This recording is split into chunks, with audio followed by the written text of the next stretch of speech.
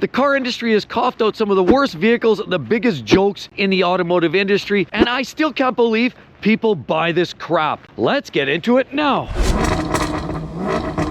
Life's too short to drive boring cars.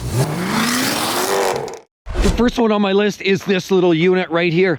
Now, normally I wouldn't like to critique these. They're small. They were supposed to be affordable for the buyer. I mean, even though they're not perfect, they definitely fit the bill for a lot of people. Unfortunately, we're looking at the brand new Ford Maverick. Now, the Maverick comes in a basic drivetrain. You can get a 4-cylinder engine, EcoBoost 2-liter engine. You can also get the Maverick Hybrid, which was very popular during the shortage and when the full-size F-150s were pricing people out of the market. A lot of these vehicles just seem to fit the bill for a lot of other buyers. I mean, it's a very basic, looks like a very simple vehicle. The problem is you can't even fit a 4x8 sheet of plywood in here. It doesn't suffice as a full-size truck. The handles, the material are low grade. It definitely feels cheap and it feels price point. Well, they put a nice shiny mirror on here. What we have here is the XLT, which is a mid-spec. You can get XL, XLT. You can get a Lariat version, which gives you a little extra features like sunroof and leather interior. The basic version of this, I mean, you get a basic set of LED headlights, a real plasticky looking grille, and plastic fantastic is the name of the game for this little Maverick. Now, what I'm not impressed with is the simple fact that these vehicles were supposed to be affordable. Ford, in all their infinite wisdom, jacked up their prices of their brand new F-150s, pushed people out of the market. So Ford comes along and sneaks in a garden variety vehicle like this called a Maverick, which if you come from the 70s, then you'll know that the Maverick name was actually a car. But they come out with this product which was supposed to fit the bill and the budget for a lot of buyers. But unfortunately, the reliability of these vehicles is not amazing. It's an EcoBoost engine. While it's not the worst vehicle Ford's ever made, just think about it from this perspective. I just saw one of these for over $55,000 Canadian for the Lariat version. Then you look online and you can find mid-spec F-150s for similar money.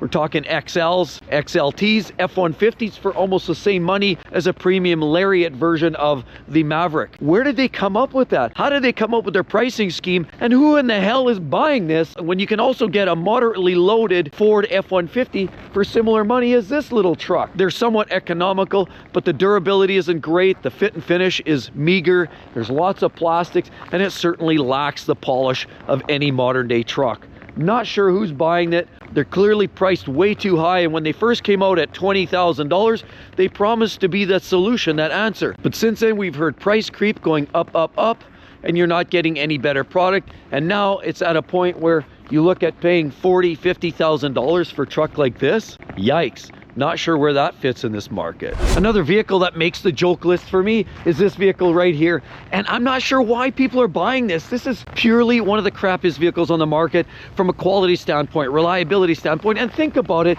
who would in their right mind spend $125,000 on one of these vehicles? But there are people out there. This one here, we're talking about the Wagoneer, as you'll notice, but it's not specifically the basic Wagoneer. We're talking about the Grand Wagoneer, which this thing is massive, large, and in charge. This thing is built like a bus. Look at the size of this unit. Oh, look at the tail lights on this unit. This thing's definitely been through the backwoods. Look, you get this big, bold top rack right here. Great for hauling your dumpster fire of a garbage project to the dump. Naturally, you have this great little light system on the front and a classic Jeep front grille as well. And Stellantis, with Jeep leading the way, wanted to compete with brands like Cadillac, Infiniti as well, QX80, BMW X7, and everything like it. This thing is absolutely massive. But unfortunately, aside from the huge price tag, I'm not sure why people continue buying these, because there's been lots of stories of blown engines. That 6.4 liter V8 engine under the hood, there's been many cases of people experiencing catastrophic engine failures. That's right, these vehicles are high on the list of buybacks as well to Stellantis to try to take these back. There's been a lot of issues, and the lemon law conversation comes up regularly. Blown engines is a big part of it. Electrics, heavy battery draw system with lighting and all the electronics, and people with dashboards lighting up like a Christmas tree, as well as heavy vibration, drive shaft replacements, wheels prematurely wearing and brutal fuel economy means that this vehicle is not only not economical to drive daily, from an ownership perspective, even under warranty. Can you imagine owning this vehicle with all the electronic and technology problems that Jeep has had, and Stellantis, and the quality issues that they've had, that this vehicle is going to be an absolute ugly menace to society once warranty's totally expired. I've also had people from the factory allege that ever since Carlos came into power, of course the CEO of Jeep, who is now former CEO, has alleged that once that transition happened, the factory definitely had a stronger focus on profits and a stronger focus on getting money and dividends for the shareholders, and a much lower focus on the quality and reliability. And these vehicles here are classic to show that. The Jeep Grand Wagoneer and Wagoneer vehicles, pretty much everything else under the Jeep brand has certainly seen some quality challenges, and this vehicle is definitely one for the dumpster. And over here is the next one on the list of absolute joke vehicles, in my own personal opinion. And it's no surprise that companies like Nissan are at risk of going out of business. These vehicles lack innovation.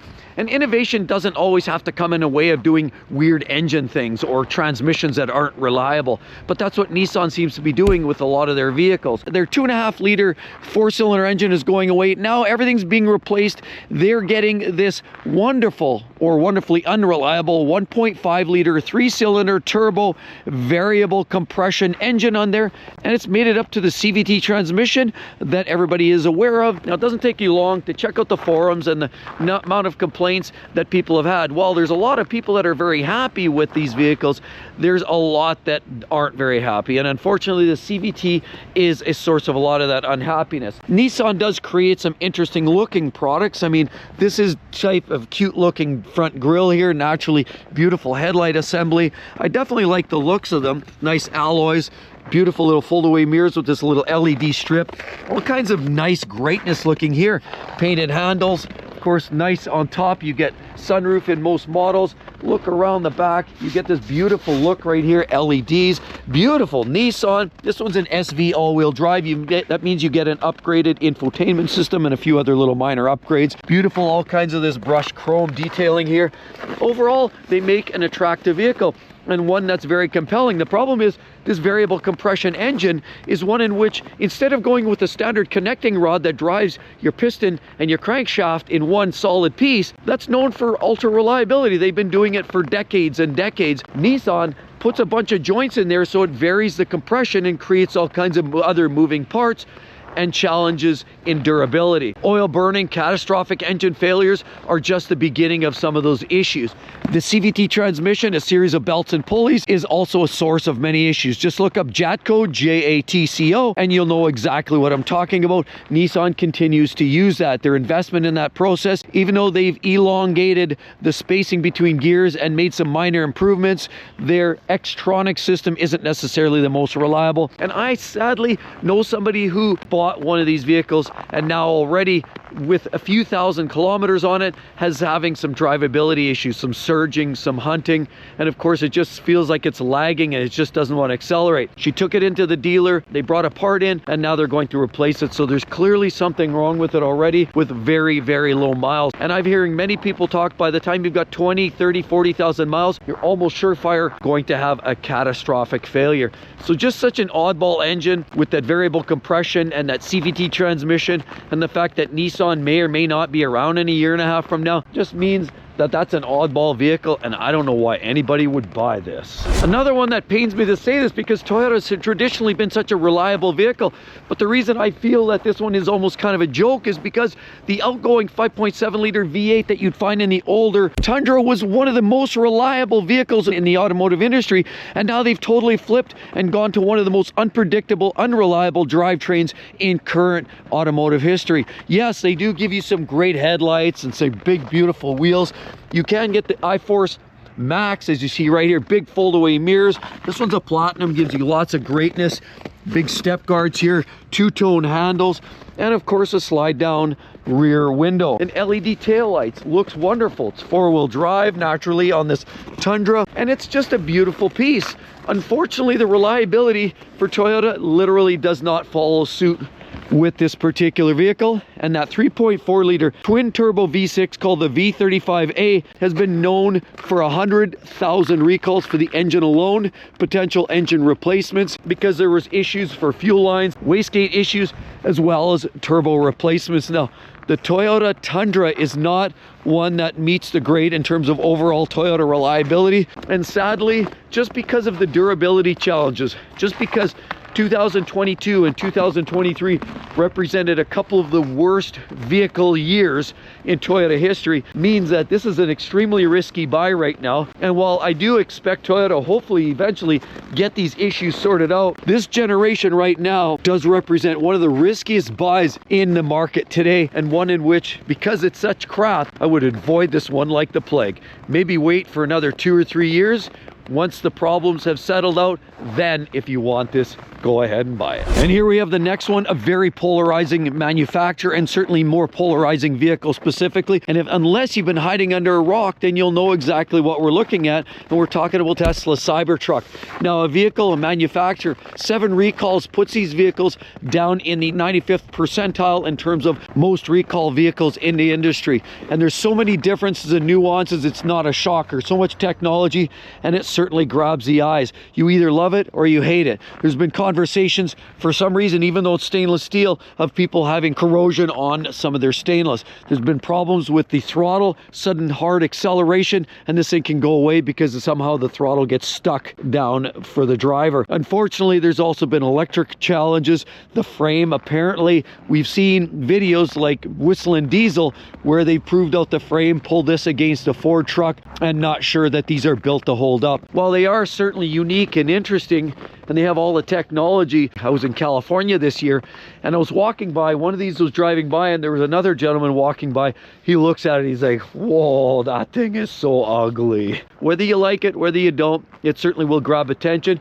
And if you need to advertise a business, park this outside, put your logo or decal on the side, and you'll have people walking, driving, and checking it out firsthand. And you can also find yourself getting cut quite easily, very sharp edges, and certainly one that does feel like it lacks a little polish. But guess what? Maybe that's part of the charm. It's too weird, too out there. And I've also heard these massively long windshield wiper blades here are extremely expensive to replace. You'll notice, you'll also see that little light through there. Clearly a camera, but also the usual gambit of issues that you can find with electronics and interface with some of the other Tesla models. You're also going to find with the Tesla Cybertruck. Very fun, interesting looking vehicle that has enough giddy up and go, but the old range anxiety could in fact be an issue because it's pure EV. And here's a really obscure vehicle right here, and not many people are buying these. I mean, you look on Car Gurus, it's not uncommon to find these vehicles sitting for 2 to almost 3 years now. People are not buying them. They're not interested in an electric vehicle that's coming from the Mercedes brand. It also has the face only a mother can love, and they typically feed these with a slingshot because they don't want to get too close to these vehicles.